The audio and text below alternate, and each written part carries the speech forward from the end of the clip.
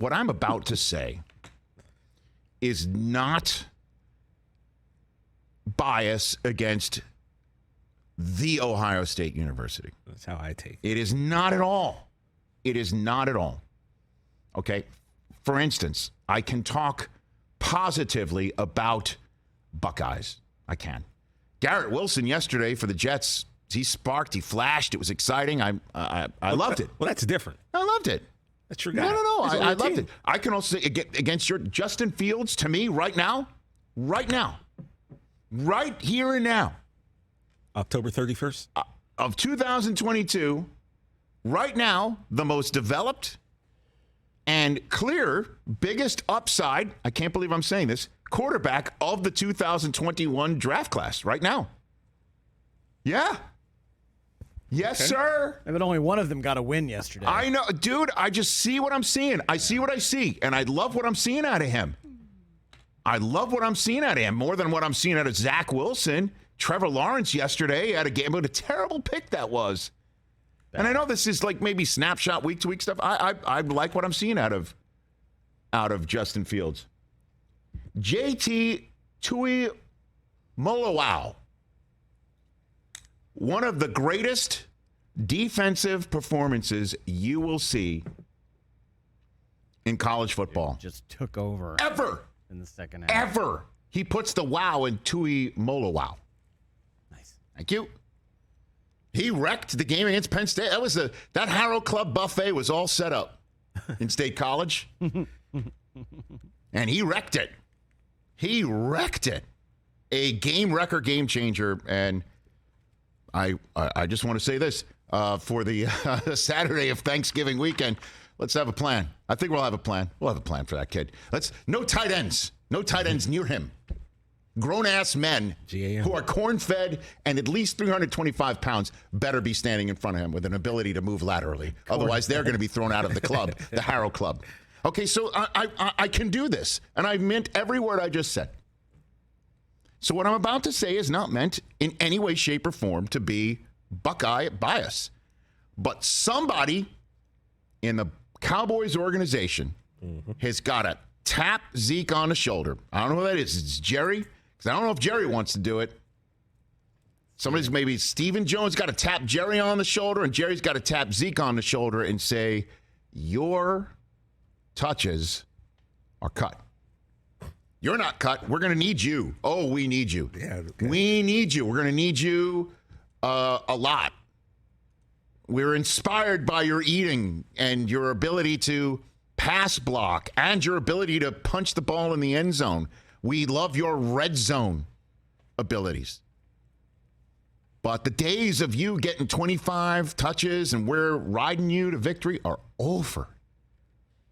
Are over. Say it in whatever way that you can say where he's not offended. Because this is Tony Pollard time. And they were forced to go to Tony Pollard time this week in a way that we haven't seen in a while. Like Zeke hasn't answered the bell before, but Tony Pollard hasn't rung it like this. When Zeke couldn't answer the bell. And you might be able to pick a game log here and there and go, Rich, what are you talking about? Fine. Dude. He passes the eye test. You think? And it's interesting that the three faces we have on our game board on the Roku channel for our radio audience is Dak Prescott, Tony Pollard, and Micah Parsons, because Micah's that game wrecker and game changer and home run hitter on defense. Sure is. Not the only one either. And Dak Prescott, okay, this is what we're talking about, right? 21 to 27. Efficient. He runs one in. You're not winging it all over the place. 250 yards. That's all we need. That's all we need. And then there'll be times where he's got to go 300, 400 yards, and he can do it. I mean, you could just see the difference with him running this offense and Cooper Rush running the offense. Yeah. Like you would for any top-notch quarterback and his backup. That was always my point. No doubt. My point the entire time has always been more Pollard, please. You have been I hate to admit it. You have been pounding the table. Thank you. It disgusts me to say it. More Pollard, please. This kid from Memphis. Rich, did you hear his quote before the game? Which was? Well, someone asked him, like, looks like Zeke's going to be out. How do you feel about having to have more of the load? And he was like, if you call it, I'm a haul it. And I'm like, that's Pollard transpo. That's the slogan. Put it on a t-shirt. You call it, we'll haul it. Because the same way, That's amazing. in the same way where the eye test, where you could see the difference between Dak quarterbacking it and Cooper Rush quarterbacking it. It's so stupid that I even have to say it, but it's the truth, because for a month we were talking about, really? Do we need Dak back?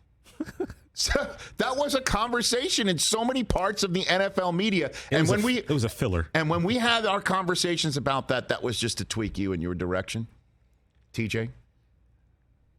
You were kind of believing it, Chris. You could come out and say it. Come out and say it. It's okay. Until he fell into the situation himself. Yeah, until he got zappied. And then it wasn't funny anymore. Except that I was promoting Zappy, but that's fine. Okay. Tony Pollard, it's the same way you could see the difference in that. You could see the difference in Pollard running the offense as the lead back. And Zeke.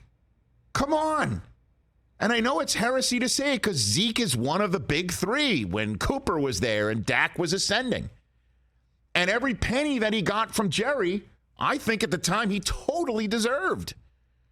He should have pulled the move that he did to go off to Cabo and wait to get paid. He deserved it. But this is a different time. 9.4 yards per rush on Sunday. 14 of $131. And here's the thing. In his time, since coming off the campus at Memphis,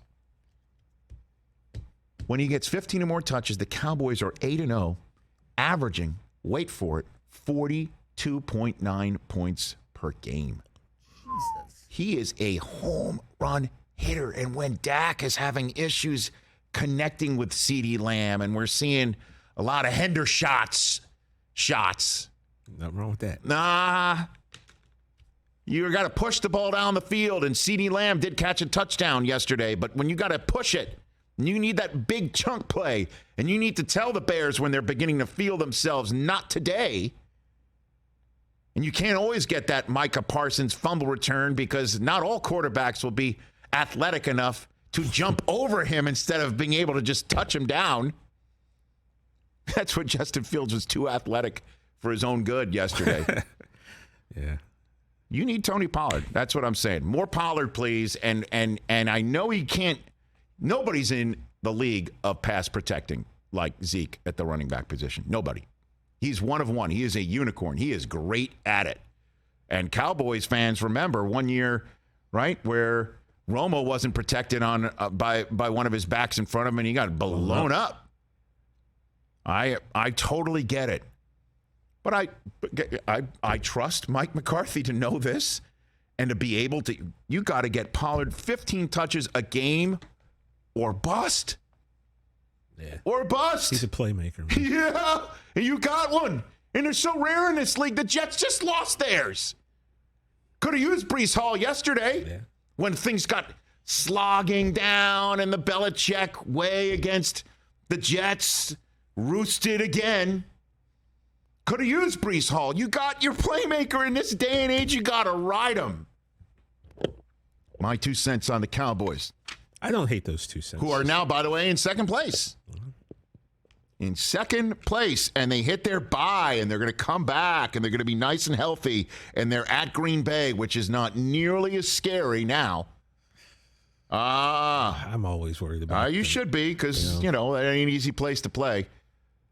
But problem is they're going to be 2 back of the Eagles, 2.5 back, and you know what? That's not that great of a problem. Let them go into the playoffs if they need be as the wild card, as a team you don't want to face, the proverbial team you don't want to face. And let them go on the road and be that, band together in the hotel rooms and on the plane rides. Let them be that team for a change. Dallas would be like an 8-point favorite at Atlanta if the playoffs started today. Like, come on. Or at Tampa if they wind up winning that division. Come on. Look out. I wouldn't mind starting the playoffs on the road. I'm serious. Being the let them fifth try. Being the fifth seed is totally fine. And I love Micah Parsons hitting the bye saying 6-2 is okay, rather be 8-0. I love the attitude, man. Catch the Rich Eisen Show every single day on the Roku channel, 12 to 3 Eastern for free.